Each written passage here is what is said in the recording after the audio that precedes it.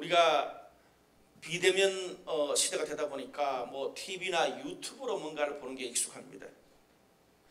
근데 우리가 뭐 공연이나 어떤 굉장히 뭐 노래 부르고 이런 프로그램들 같은 경우에 TV나 유튜브로 방송을 보는 것하고 직접 티켓을 끊고 현장에 라이브로 직접 공연을 듣고 또 방송에 참여하는 것은 확연히 다릅니다.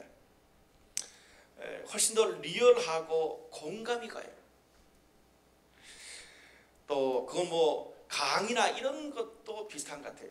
과거에는 어떤 강의나 그런 어떤 형식이 있으면 천편일률적으로 뭐 직장에 와서 강사들이 일방적으로 강의하는 것이 뭐 보편적이었습니다.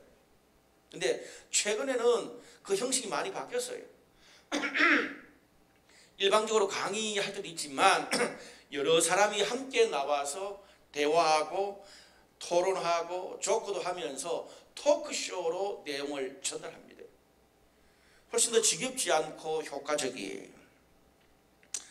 뭐 TV 프로그램 중에도 한국의 예능의 어떤 돌파구를 일으켰던 2000년대 중반의 무한도전 1박 2일 같은 아주 리얼한 예능 프로그램들이 대히트를 쳤죠. 거기는 출연자들이 함께 참석해서 어떤 일, 뭐 어떤 여행, 어떤 체험을 함께 하면서 엮어내는 리얼한 스토리를 그대로 보여줍니다. 사람들이 같이 공감하면서 너무 즐겁고 재미있고 유익해요. 이제는 뭐 그런 방식들이 TV 대부분의 프로그램의 일반적인 보편적 현상이 되었습니다. 여기 이렇게 라이브, 토크쇼, 이런 리얼한 예능, 이런 것들이 대세가 된 이유가 뭘까요?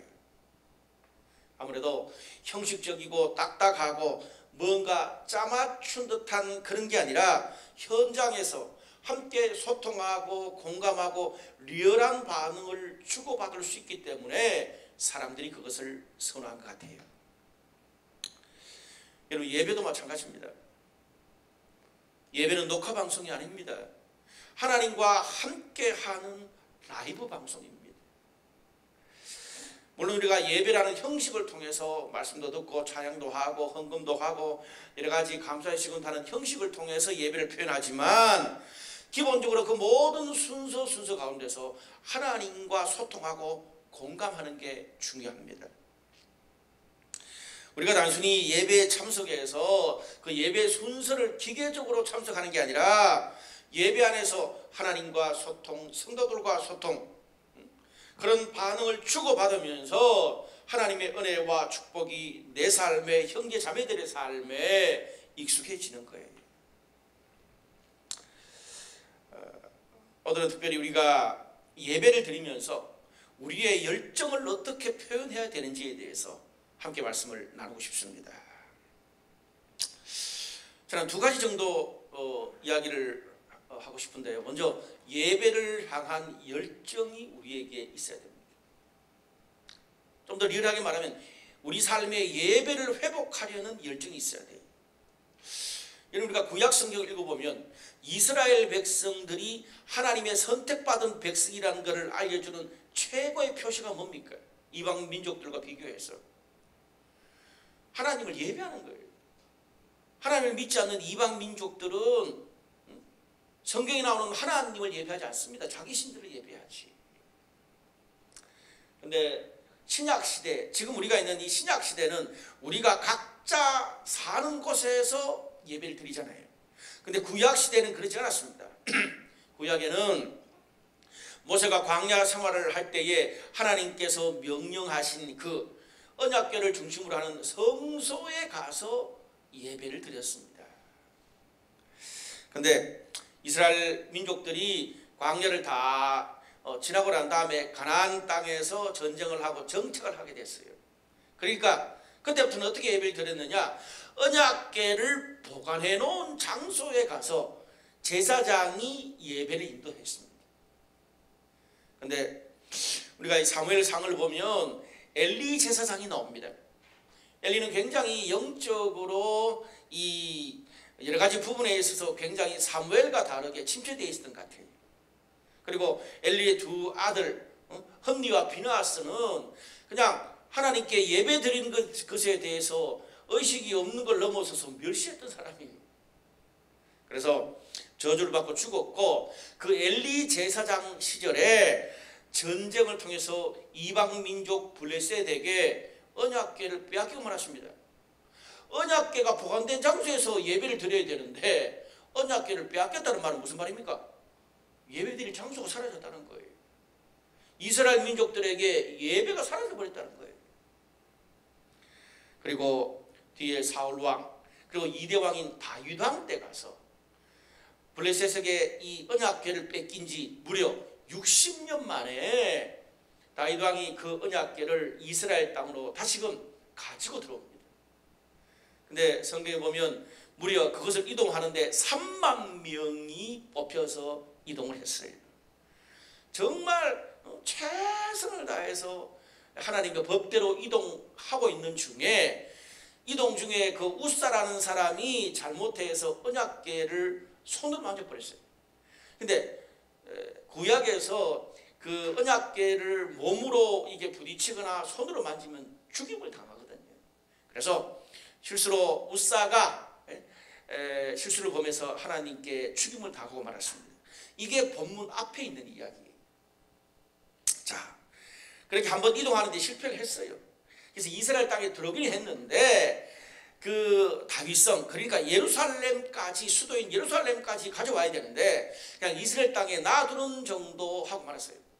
그 후에 정말 얼마나 많은 에너지를 써서 이동하려고 그랬는데 실패했잖아요. 그 후에 다시 몇 달 뒤에 다윗이 수많은 사람들을 모아서 더 열심히 준비해 가지고 확실하게 준비해서 언약궤를 이제 이스라엘 땅 먼 곳에서 예루살렘으로 옮기고 있습니다. 오늘 성경에 보니까 어느 정도로 정말 집중하고 최선을 다했는지 6걸음 뛰고 소를 잡아서 제사 드리고 6걸음 뛰고 소를 잡아 제사 드리고 그렇게 이동했대요. 여러분 그 티베트 사람들이 간혹 이 오체투지라는 그런 어떤 그 하는 걸 티베트가 본 적이 있어요. 그게 뭐냐면 자기가 사는 곳에서 티베트의 그 성지라고 불리는 데까지 어떻게 이렇게 뭐 이 팔꿈치, 양 팔꿈치, 그리고 발에 이렇게 무릎에, 그리고 배에다가 막 가죽으로 엿대고 한 걸음 걷고 땅 엿들였다가 일어나고 한 걸음 걷고 땅 엿들이고 일어나고 이런 식으로 해서 자기가 사는 곳에서 성지까지 가요. 그게 오체투지예요. 근데 여기는 그보다 더 해요. 6걸음 뛰고 소 잡아서 제사 드려요. 도대체 시간이 얼마나 많이 걸리고 얼마나 많은 사람이 동원됐겠어요. 그만큼 이 예루살렘으로 이 언약궤를 가지고 오려는데 이 다윗과 이스라엘 백성들이 얼마나 집중력과 최선을 다한 그런 열정을 엿볼 수가 있습니다. 그런 힘든 과정을 거쳐서 드디어 언약궤가 예루살렘에 도착했어요. 그 시간과 에너지가 진짜 제 정도 많이 들었을 것 같아요. 예루살렘에 도착하니까 다윗이 얼마나 기뻐요. 한 번 더 실패한 것도 있는데. 그래서 너무 다윗이 기뻐서 오늘 성경에 보니까 배 에봇을 입고 춤을 추기 시작했대요. 미친 듯이 춤을 췄어요. 근데 문제는 여러분, 이 에봇이라는 복장이 문제입니다. 이 에봇이라는 다윗이 입고 춤을 추었던 에봇이라는 복장은 대제사장이 입는 그런 옷이에요. 장식품, 뭐 금, 은 이렇게 막 군데군데 달려 있어가지고 굉장히 무겁습니다. 사사기에 보면 기드온이 에봇을 만들었는데 20kg 가까이 나갔대요. 거의 뭐 군장 하나 하고 그냥 가는 거죠. 그 무거운 20kg 가까이 되는 그 에봇을 입고 다윗이 얼마나 기뻤던지 미친 듯이 춤을 췄대요. 그냥 막 자기 몸이 다 드러날 정도로. 일국의 왕이 60년 만에 이스라엘의 언약궤가 돌아오고 예배가 회복되는 거예요. 그래서 기뻤던 거예요, 다윗이. 성경에 보니까 다윗뿐 아니라 온 이스라엘 백성들도, 거기에 참여한 온 이스라엘 백성들도 함께 즐겁게 소리를 지르고 나팔 불면서 축제를 벌였대요. 축제의 동아리가 됐습니다. 그런데 문제는 그 와중에 오로지 한 사람만, 다윗의 아내 미갈은 그렇게 남편이 뛰놀고 온 백성들이 축제하는 것을 왕궁 창문에서 보다가 화가 났어요. 남편이 이제 모든 일 다 끝마치고 집에 들어왔을 때에 남편에게 따끔한 충고를 합니다. 핵심 내용이 이겁니다. 아무리 기뻐도 그렇지, 당신이 그 백성들과 심지어 여자 종들까지 있는 앞에서 성경에 이렇게 나오죠. 염치 없이 어떻게 왕의 채통을 그냥 생각해야지, 그렇게 에봇을 입고 몸이 벌 정도로 미친듯이 춤을 추냐. 디스코텍도 아닌데 이 말이죠. 디스코텍 저희 때네요. 클럽도 아닌데. 성경에서는 미갈이 마음속으로 자기 남편 다윗 왕을 업신여겼다 그랬습니다. 어떤 업신여김인가요? 여기 나오는 다윗의 아내 미갈은 사울 왕의 딸이에요. 태생이 공주예요. 그런데 다윗은 목동 출신입니다. 천한 신분이에요. 아무리 왕이 돼도 어릴 때 천한 신분은 어쩔 수 없는 것 같아. 왕의 채통을 알겠어. 마음속으로 업신여긴 거예요. 그런데 오늘 그 미갈의 말을 듣고 다윗의 반응이 참 놀랍습니다. 21절 22절에 이런 말씀이 있어요. 다윗이 미갈에게 이르되 이는 여호와 앞에서 한 것이니라. 그가 내 아버지와 그의 온 집을 버리시고 나를 택하사 여호와의 백성 이스라엘의 주권자로 삼으셨으니 내가 여호와 앞에서 뛰놀리라. 내가 이보다 더 낮아져서 천하게 보일지라도 네가 말한 계집종에게는 내가 높임을 받으리라 한지라. 말 한마디로 자기 방어와 상대 공격을 동시에 한 거예요. 내용이 뭡니까? 너희 집안은, 미갈의 아버지가 사울왕이잖아요. 사울왕 집안, 너희 집안은 왕이면서도 하나님 뜻대로 살지도 않고 이스라엘 땅에 수십 년 동안 예배가 없었는데도 그거 상관도 하지 않고 오로지 왕의 자리 지키는 데만 혈안이 돼서 살았지 않냐. 그러니 하나님이 너희 집안을 버린 거다, 그 말이죠. 습득한 말이에요. 근데 반대로 목동처럼 천한 나를 하나님이 왕으로 세우셨는데 얼마나 감사한데, 내가 그 하나님을 향한 열정으로 어찌하여 내가 하나님을 예배하는데 어린아이처럼 뛰놀지 않을 수 있겠냐. 너무 감사한 거예요. 천한 목동을 왕으로 세우셨으니까. 내가 왕의 채통이 떨어지고 옷이 벗겨지고 사람들이 조롱하는 것보다 나를 왕으로 세우신 만군의 여호와 하나님을 기뻐하고 찬양하고 예배하는 게 더 중요하다는 거예요. 왕의 채통보다. 그러면서 내가 그렇게 춤을 추는 것은 사람들 보라 그런 게 아니라 하나님 앞에서 춤을 추는 것이다. 오늘 성경은 두 번 강조하고 있습니다. 그러면서 왕의 체면보다 하나님 앞에서 어린아이처럼 춤추는 내 모습을 보면서 여종들이 나를 멸시하는 게 아니라 왕도 하나님을 저렇게 예배하는구나, 더 존경을 받게 될 거라고 쏘아붙입니다. 그런데 이 일이 있은 후에 본문의 이 마지막 사무엘하 6장의 결론은 뭐예요? 미갈이 아이가 없었더라. 이유는 모르겠어요. 그때 이후로 다윗이 자기 아내 방에 근처도 안 갔는지 하나님의 저주 때문인지 구체적으로 모르지만 결론은 미갈이 아이가 없었대. 여러분, 이 사건을 쭉 보면서 성경 기자가 이 사건을 왜 기록하고 있을까요? 저는 이 본문의 사건을 보면서 언약궤를 예루살렘으로 어떻게 하든지 가지고 와서 이스라엘 백성들에게 사라졌던 예배를 60년 만에 다시금 이스라엘 땅에 이스라엘 국민들에게 이스라엘 백성들의 가정에 그 예배를 회복시켜 주기 원하는 다윗 왕의 간절한 예배를 향한 열정을 엿볼 수 있는 것 같아요. 간절하죠. 집요하고.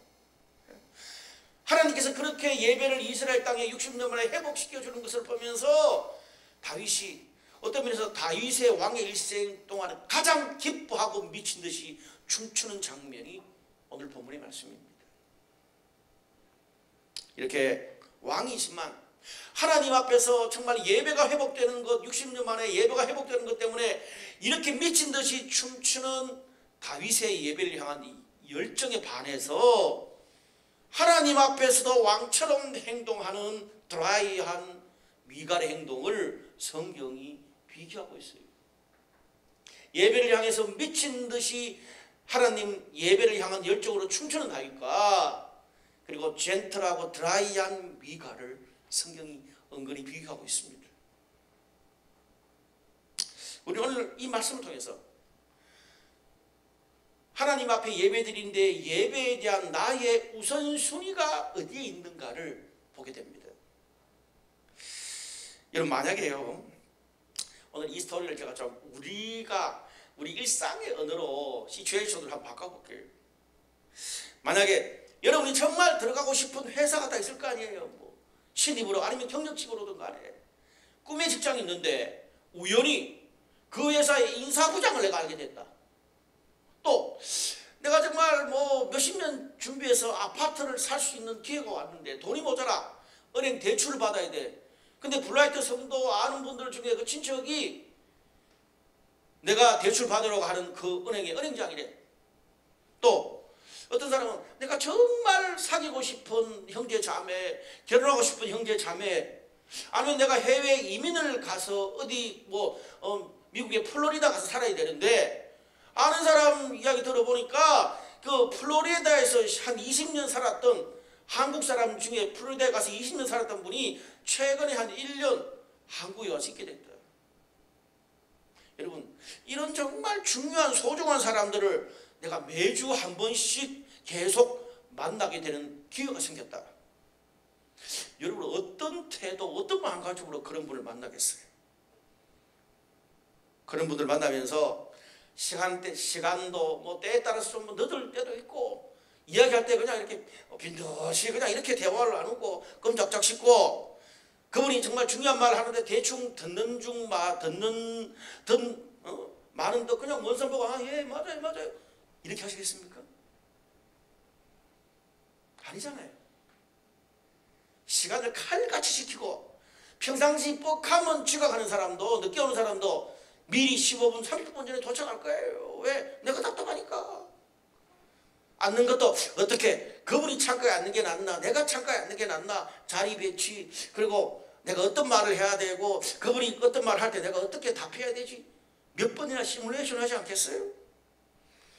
그리고 내가 정말 원하는 그 회사에 들어가는 게 언제 열리는지 대치로 할 때 뭐가 중요한지 내가 어떻게 배려해 줄 수 있는지 그런 말 딱 한마디만 이렇게 들리면 여러분 어떻게 반응하시겠어요? 대충 듣겠어요? 아니요. 온 몸과 마음을 다해서 그분이 어떻게 생각하세요? 그럼 하게 말하지 않겠어요?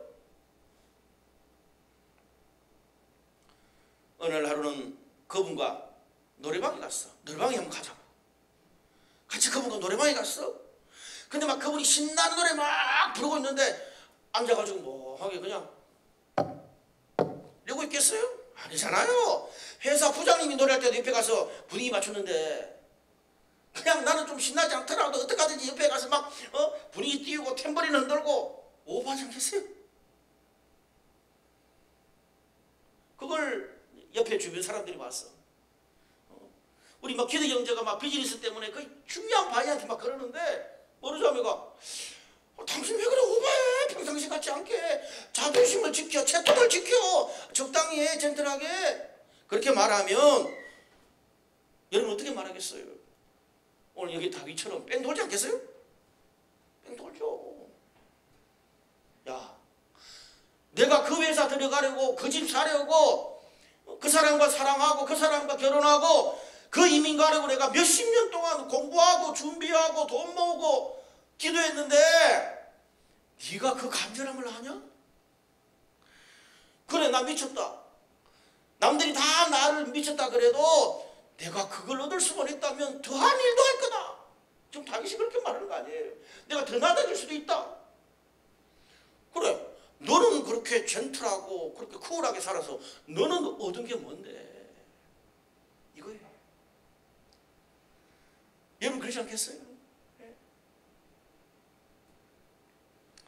여러분 그런 의미에서 오늘 성경 기자가 아니 하나님이 우리들한테 묻고 계신 거예요. 사랑하는 아들과 딸아, 너의 삶에, 너의 부부의 삶에, 너의 자녀들의 삶에, 아니 너의 직장과 비즈니스에, 너의 교회에, 아니 네 인생 전체에서 예배는 뭐니? 예배가 어떤 우선순위가 있고 어떤 의미니? 이렇게 오늘 본문을 통해서 하나님 묻고 계신 거예요. 여러분 우리가 구약성경에 야곱 아시죠? 야곱이 얼마나 교활한 사람입니까? 근데 야복강에서 야곱이 천사와 밤새도록 씨름을 하다가 환도뼈가 탈골됐어요. 쩌뚝쩌뚝 절면서도 그 천사를 놓지 않고 뭐예요? 당신이 나를 축복하지 않으면 내가 놓지 않겠습니다. 하나님을 향한 열정이죠. 천사는 하나님의 천사니까. 하나님이 나를 축복하지 않으면 내 삶을, 내 가정을, 내 자녀를, 나의 미래를, 나의 비즈니스를 축복하지 않으면 내가 하나님 놓지 않겠습니다. 예배를 포기하지 않겠습니다. 내가. 그 마음이잖아요. 오늘 다윗의 마음이 그거거든요.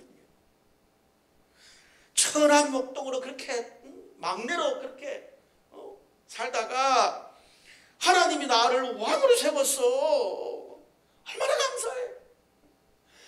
내가 하나님을 예배하고 하나님을 섬기면서 내 삶이 이렇게 바뀌었는데 이스라엘 땅에 60년 동안 예배가 없고 하나님을 사랑하는 게 사라졌어. 그러니까 그 60년 만에 다시 이스라엘 땅에 하나님을 향한 예배가 회복되고 있다면 목동 같은 나를 왕으로 만든 하나님께서 우리 백성들의 삶도 신앙도 미래도 바꾸지 않겠냐. 왕의 채통, 아내의 비웃음, 20kg의 무게의 옷을 입고 어린아이처럼 뛰어노는 간절함이 있었던 거예요. 우리가 그렇게 하나님을 예배하고 하나님과 공감하고 하나님의 은혜와 축복으로 우리 삶이 회복되는 것을 하나님은 원하세요. 그게 얼마나 중요한지 본문은 가르쳐주고 있습니다. 코로나를 벗어나는 거 중요합니다. 근데 그거보다 더 중요한 게 뭔지 아세요? 이 코로나 시기에 한치 앞의 미래를 알 수 없는 불안한 상황 가운데도 하나님을 예배하고 하나님이 나를 지켜주신다는 그것들이 계속 내 안에 살아있다면 코로나보다 10배가 더 와도 우리 쓰러지지 않아요. 이게 중요하다는 거예요. 근데 오늘 다윗의 삶, 오늘 이 본문의 삶과 나를 비교해 볼 때 이미 나의 삶에, 우리 가정에, 나의 비즈니스에 하나님의 언약궤를 빼앗긴 지가 너무 오래됐어. 이스라엘 백성들처럼. 예배를 통해서 하나님이 주시는 은혜, 위로, 치유, 회복, 변화를 경험해 본 지, 내 삶에 사라진 지 너무 오래됐어. 내가 드린 예배에서 그게 없어진 지 너무 오래돼서 이제는 무감각할 지경이야. 본문에 나오는 다윗처럼 하나님을 향해서 온 몸과 마음으로 집중하고 반응하고 하나님의 은혜와 축복을 받는 데는 전혀 관심이 없고 스타일 따지고 방법 따지고 분위기 따지고 내 처지 따지고 사람들 따지면서 이 핑계 저 핑계 대다가 에너지 다 쓰고 그렇게 6년, 1년, 5년 아니면 지금까지 그렇게 살아오는 것이 내 신앙생활과 예배 드리는 체질이 되어버린 건 아닙니까? 여러분 오늘 여기 사울왕과 미갈 가문의 실패는 어디 있다고 보세요? 여러분 냉정히 따졌을 때 사울왕이 죄가 많아요. 우리가 인간이 볼 때 사울왕이 죄가 많아, 다윗이 죄가 많아. 근데 왜 하나님은 다윗을 끝까지 인정하시고 사울왕의 집안을 버렸을 거예요? 저는 사울왕과 미갈 집안의 실패는 하나님을 향해 온 몸과 마음으로 드리는 기쁨의 춤이 사라졌다는 데 있다고 생각합니다. 사울왕과 미갈의 실패는 예배의 실패입니다. 여러분, 이런 것은 구약 성경에도 계속 나와요. 여러분, 에서와 야곱 중에 누가 더 인간적으로 멋있어요? 에서예요. 훨씬 더 남자답고 마음도 넓고 멋있어요, 에서가. 근데 그에 비해서 동생 야곱은 교활하고 경쟁심 많고 거짓말도 잘하고. 근데 하나님이 야곱을 선택했어요. 천황 목동 출신의 부하를 충성하는 부하를 전쟁에서 죽게 하고 그의 아내를 빼앗은 죄인 다윗을 하나님이 선택하시고 계속 인정을 해. 이유가 뭘까요? 똑같이 죄 많은 사람들인데. 그것은요, 하나님을 향한 다윗의 믿음과 예배를 향한 타오르는 열정 때문에 저는 하나님께서 야곱도 다윗도 선택했다고 생각합니다. 여러분, 우리 삶에 예배의 힘이 없습니다. 하나님이 채우시는 그런 은혜와 되돌려 주시는 축복이 없으면 우리 삶에 침범하는 모든 풍파, 불안한 수많은 일 때문에 우리는 그때그때마다 넘어질 거예요. 무슨 말입니까? 죄 많고 부족한 인간의 본성만큼밖에 살 수 없고 내 환경을 견딜 수 있는 내 힘밖에는 견딜 수 없는 거예요.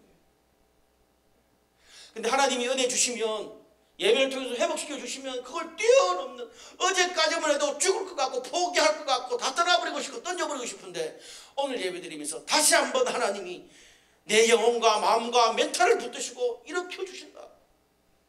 여러분, 그게 돈으로 환산할 수 있는 것입니다. 그것이 내 삶에 사라졌어. 그런 거예요. 내 능력, 내 환경, 내 본성만큼만 사는 거예요. 그만큼 비극이 없죠. 사랑하는 여러분, 여러분 삶에 오늘 다윗처럼 하나님을 기뻐하는 예배의 춤이 있습니다. 다른 모든 것은 제쳐두고라도 어떻게 하든지 우리도 나의 삶, 나의 가정, 나의 부부, 나의 자녀들, 그리고 나의 직장과 비즈니스에 다시 예배를 회복하려는 다윗의 간절한 열정이 오늘 우리들의 열정이 되시기를 주님 이름으로 축복합니다. 그건요, 코로나냐 대면이냐 비대면 예배냐 거기에 있는 것이 아닙니다. 사랑하는 여러분, 오늘 우리의 예배는 다윗의 예배에 가깝습니까? 미갈의 예배에 가깝습니까?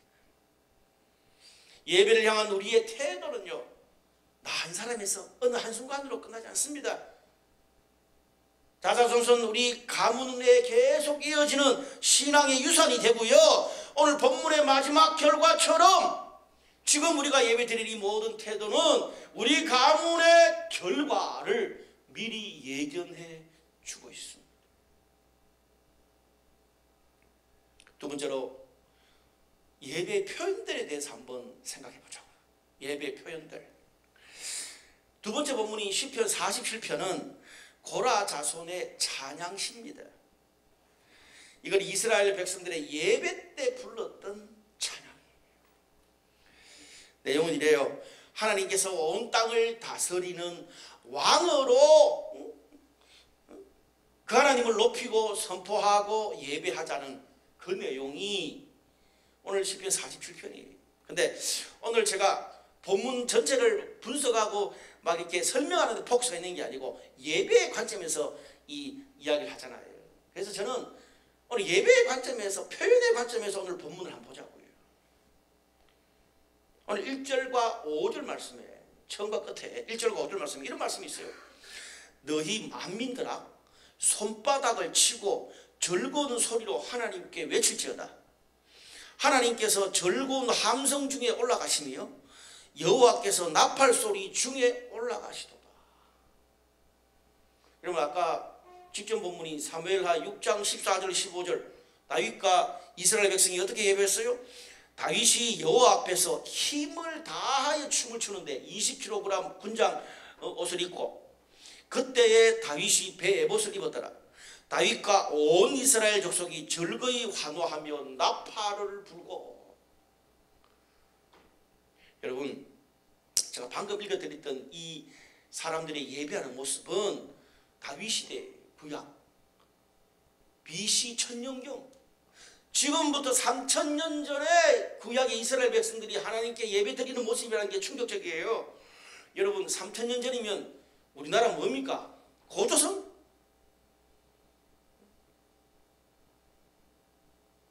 정확하지 않지만 3000년 전이에요. 조선시대, 고려시대도 신라시대도 아니고. 여러분 그 고대 사회가 얼마나 예의, 범절, 채통, 규율적이고 강압적이겠습니까? 그런 시기에 하나님을 이렇게 예배했다는 게 놀랐다는 말입니까? 충격이죠. 예배할 때 어떻게 했다고요? 손뼉을 쳐 즐겁게 큰 소리를 외쳤대. 그것도 모자라가서 요즘 말로 하면 함께 떼창을 했대. 나팔을 불고서 예배했대. 더 중요한 거는 성격과 스타일이 화끈한 사람들만 그렇게 한 게 아니라 너희 만민들아, 온 이스라엘이 그렇게 했대. 무슨 말입니까? 성격 스타일과 상관없이 하나님을 예배하고 찬양하는 모든 사람은 다 그렇게 했다는 거예요. 모든 사람, 만민. 자, 그럼 좀 더 살펴볼까요? 그 표현들, 예배 표현들. 시편 134편 2절. 성소를 향하여 너희 손을 들고 여호와를 송축하래. 손을 들고. 시편 66편 8절. 또 나와 만민들아, 우리 하나님을 송축하며 그의 찬양 소리를 들리게 할지어다. 찬양 소리를 들리게 하래. 에스라 3장 11절에서 13절. 좀 길어서 요약하면 찬양으로 화답 주고받았다는 거예요. 화답하며 모든 백성이 여호와의 성정 기초가 놓임을 보고 여호와를 찬송하며 대성통곡하였더니. 너무 감격스러워서 예배드리면서 여러 사람은 기쁨으로 크게 함성을 지르니 절거이 부르는 소리와 통곡하는 소리를 분간하지 못하더라. 예배드리는데 저쪽에서는 울고 이쪽에서는 뭐 소리 지르고. 이거 뭡니까?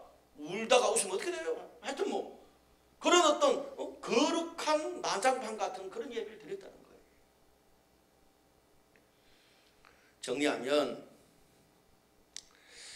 이스라엘 백성들이 하나님을 예배할 때 손을 들고 찬양이 들리도록 소고와 수금과 춤을 추면서 화답하고 울고 즐겁게 함성 지르면서 예배했대요. 여러분 과거에 제가 저를 파송했던 그 교회에서 제가 청년사회를 할 때 지금 이제 10여 년이 됐습니다. 제가 청년부를 맡고 있었는데 청년부가 인원이 거의 한 800~900명 됐어요. 그러다 보니까 제가 그때만 해도 제가 예배에 미쳐 있었어요. 그래서 교회가 새 성전을 지었는데 6,500석 큰 성전이라. 그래서 제가 어떤 미친 짓을 했냐면 외국에 돌아다니면서 멋진 그런 것을 보고 인사이트를 얻어가지고 6,500석 성전의 전면이면 얼마나 커요? 거기다가 저희들이 선교갈 지도 정말 커. 아마 밖에서 이 건물 보는 정도 될 거예요. 그 전면이 진짜. 그 전면에다가 지도 그거 몇백만 원 들어가지고 그 뒤에 걸었어요. 그래서 예배 입장하면 막 그냥 모두가 다 일어나가지고 막 드럼하고 막 쿵쿵쿵 박치면서 입장 쫙 하고 깃발 흔들고 춤추고 뛰고 그렇게 예배를 드렸어요. 그럼 몇 달 뒤에 교회가 난리가 났어.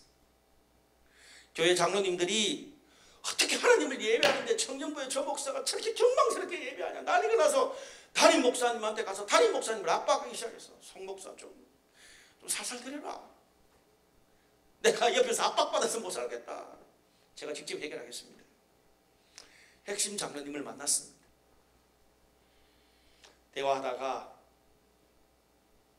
성경적인 이야기를 자꾸 하시는 거예요. 목사님은 왜 하나님을 예배하는데 그렇게 세속적으로, 목사님이 옛날에 놀았다는 건 내가 알지만 세속적으로 어떻게 그 춤추는 데 가서 드리는 세속적인 예배를 교회 예배 가운데, 그것도 공적인 예배에서 그것도 장년들한테 그렇게 드릴 수 있냐고. 잘 참다가 성경적이고 세속적, 과거까지 덜먹이니까 뚜껑이 열려버렸어요. 그래서 제가 장로님, 장로님이 예배를 드리는데 장로님의 선입견, 장로님의 경험한 문화적 스타일로 예배하는 거지 성경에서는 그렇게 말하지 않습니다. 버럭 화를 내시는 거예요. 나를 지금 가르치려고 그러냐고. 제가 화가 나가지고 장로님, 나 그 순간 이거 장담 내가 잘릴 수도 있겠다. 근데 제가 좀 더 예배에 대한 저희 철학이 있잖아요. 장로님, 만약 성경에서 말하는 예배가 제가 말하는 예배에 더 가깝다면 따라 하시겠습니까? 그렇게 하시. 그래서 제가 방금 이런 성경 구절보다 더 자세한 글을 한 몇십 번을 거쳐서 다 그냥 찾아만 드렸어. 처음에 이러더니 얼굴이 빨개지기 시작하더라고요. 나중에 그래도 목사님 말투가 달라졌어. 이게 주일 공예배고 장년들인데, 제가 성경을 찾아드렸어. 시편 149편 1절 3절 새 노래로 여호와께 노래하며 성도의 모임 가운데서 찬양할지어다. 춤추며 소고와 수금으로 그를 찬양할지어다. 장로님, 성도들의 모임, 여기 히브리어로 보면 공회, 예배에서 춤췄어요. 클럽에서 춤을 먼저 추는 것이 아니라 3000년 전에 하나님을 예배할 때 제일 먼저 춘 게 춤입니다. 근데 그것을 교회는 경망스럽다고 안 가져가고 클럽에서 가져가니까 사람들한테 더 히트치는 거 아닙니까?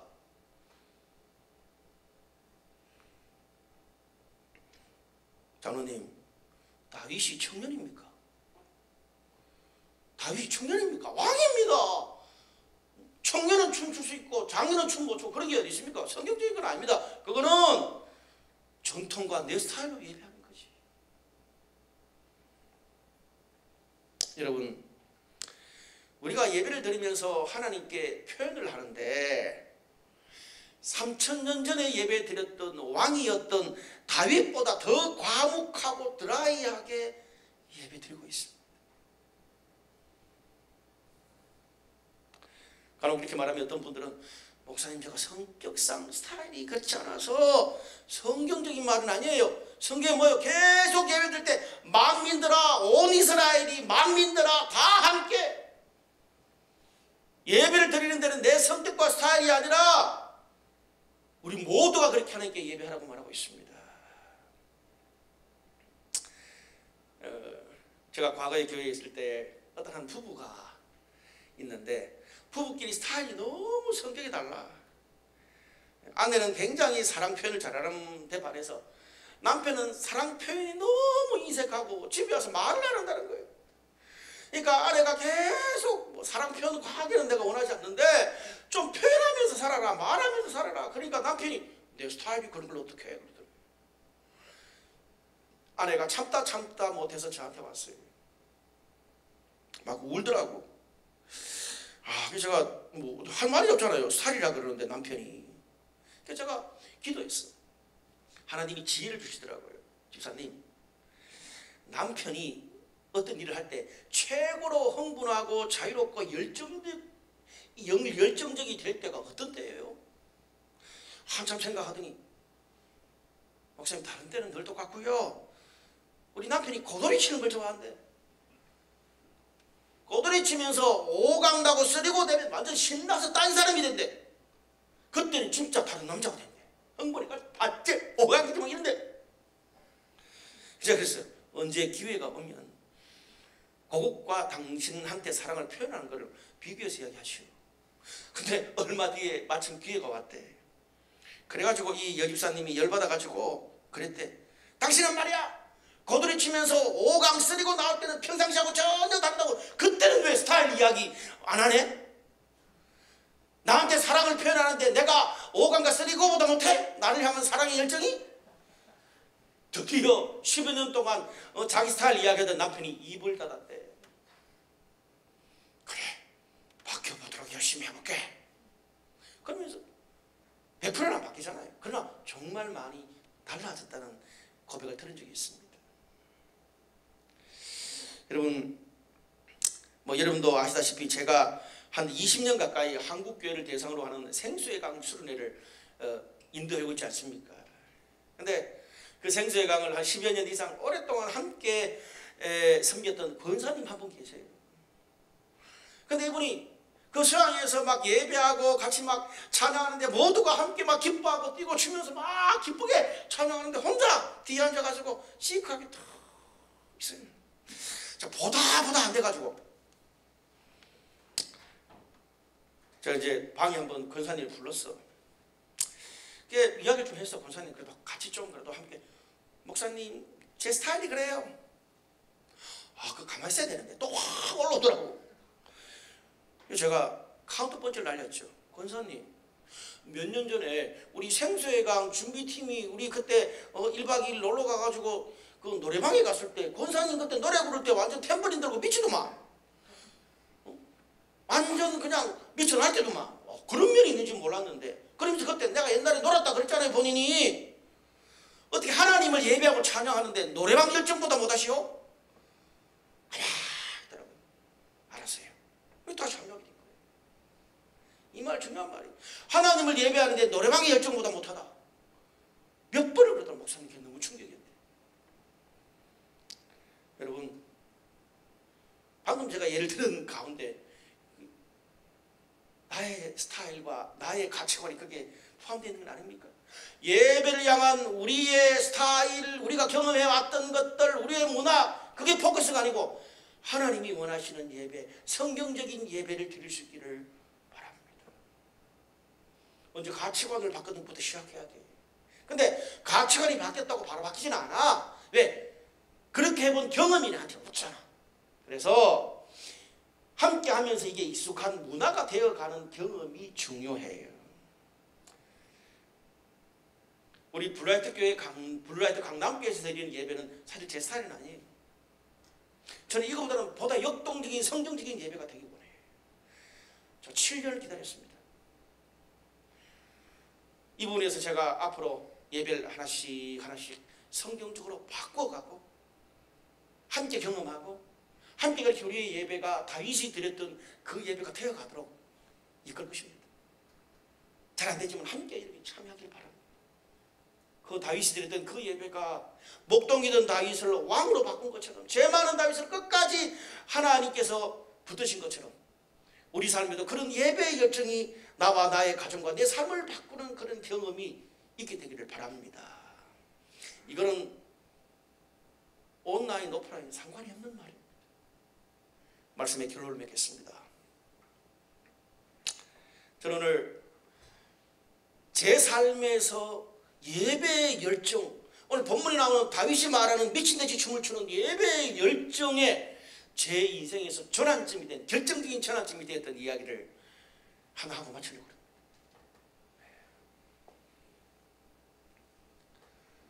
합니다. 알다시피 저는 굉장히 드라이한 사람입니다. 제가 저희 아버님이 장로님이고 정말 배관 20년 가까이 된 그런 극보수 교회, 시골 교회에서 제가 자랐기 때문에 정말 보수적이에요. 거기서는요 예배 손드는 거 그게 어디 있어요? 경건하게 이거예요. 주일날 사 먹지도 못했어요. 그런 제가 하나님께 두들겨 맞아서 목회를 하게 됐다는 거 아닙니까? 제가 1995년에 전도사 때입니다. 성령 체험을 했습니다. 예배가 바뀌진 않았어요. 근데 제가 교육전사로 대구 인근의 어떤 한 소도시에서 청년 목회를 하고 있었는데, 제가 성령 체험하고 그 다음에 1999년 청년부 여름 수양회 때였습니다.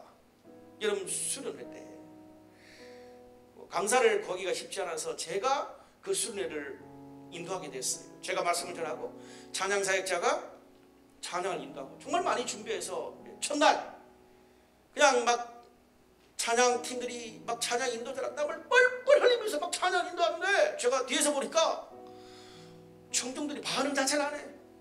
사나하게 발차를 끼고 군데군데 졸고 드라이하게 그냥, 아니면 그냥 내 스타일이 그게 아닌데 일반 교회 그렇잖아요. 제가 20분 30분을 참았어. 도저히 못 참겠더라고. 그날 내가 갑자기 그런 마음이 왜 든지 모르겠어.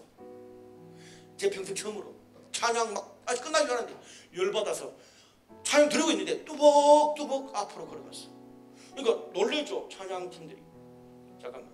그래서 제가 나와서 마이크를 잡았어. 여러분 함께 찬양하는 모습을 내가 보면서 참았는데 이건 아닌 것 같다. 명색이 우리가 수련회까지 와서 하나님을 예배하는데 이렇게 찬양하는 건 아닐 것 같다고. 여러분 이사야서에 보면 어떤 말인 줄 아냐고.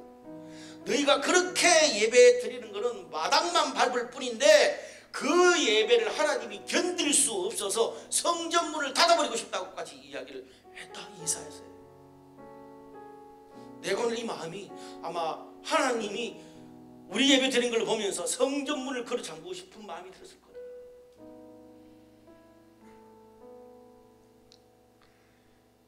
내가 오늘 내 평생 처음 있었던 이 일을 한번 하겠다.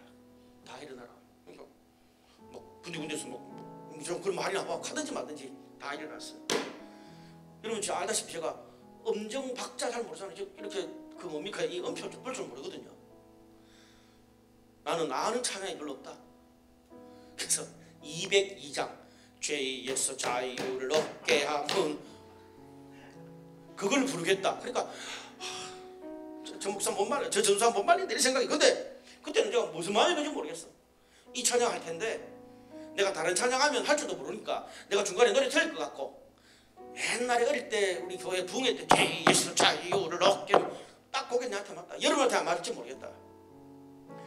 하나님의 은혜가 임할 때까지 부를 거다. 1절만 계속 반복한다. 1절만 반복하니까 뭐랄까 악보 볼 필요 없잖냐. 죄에서 자유를 얻게 하면 뭐 고난도 하지 말고 그냥 1절만 은혜 줄 때까지 부르자. 그래서 불렀어요. 무대뽀로 1절 부르기 시작했어. 한 3분의 1은 안 불러. 근데 5번, 10번, 11, 30번을 딱 넘어가니까 이게 청년들이 저 전사 미쳤네. 야 이러다가 계속 몇백 번 부를 수도 있겠다는 생각을 하면서 조금씩 좀 포기하더라고. 정확하게는 제가 기억 안 나지만 한 24번 딱 부르는데 갑자기 몇 명이 울음보가 딱 터지더라고. 20몇 번, 30번, 50번. 근데 50번 정도 됐을까? 그럼 이미 그때가 뭐 1시간 넘었어. 다 뛰기 시작하는 거야. 울고 웃고 다 뛰기 시작하는 거야. 전부 다 그냥 미쳐가지고. 100번은 정도 불렀습니다. 100번. 몇 시간을 불렀어요. 그냥. 난장판이 된 거예요. 우는 사람, 웃는 사람, 뛰고 그냥 미친 듯이. 3일 내내 그렇게 했어요. 마지막 날이 금요일이에요. 하나님이 그렇게 은혜를 주셨어요. 저도 마찬가지예요. 저는 이렇게 노래 음정 박자를 무시하기 때문에 제가 뭘 노래를 주도하는 건 못하는데 죄에서 자유를 얻게 하면 쉽잖아. 금요일 저녁에 이제 수련회를 마치고 교회 금요 철야에 합류해서 찬양을 부르는데 자기 부모님들 다 앉아있는데 수련회 갔다 온 청년들이 다 한 60명이 다 일어나서 뛰기 시작하는 거예요. 수련회처럼. 그러니까 성도들이 놀래가지고 그 교회에 나하고 한 번도 있은 적이 없는 은혜를 좀 많이 받았는 것 같다. 그 다음 주 금요 철야에서 또 뛰기 시작하는 거예요. 몇 달을 뛰는 거예요. 어떻게 됐겠습니까? 교회 전체에 예배가 달라졌어요.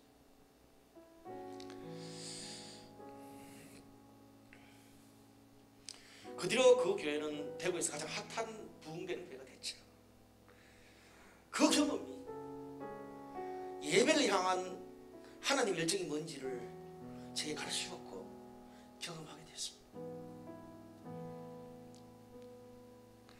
오늘 말씀을 통해서 다윗이 그 하나님의 열정으로 예배드리고 이스라엘 백성들이 그렇게 3000년 전에 그 열정으로 예배를 드리고 여러분을 지도하는 목사가 그렇게 제 인생에서 있었던 교회에서 그렇게 예배했던 그 열정이 이제 저와 여러분 우리 블루라이트 교회의 하나님을 향한 예배를 향한 열정이 되시기를 주님의 이름으로 축복합니다.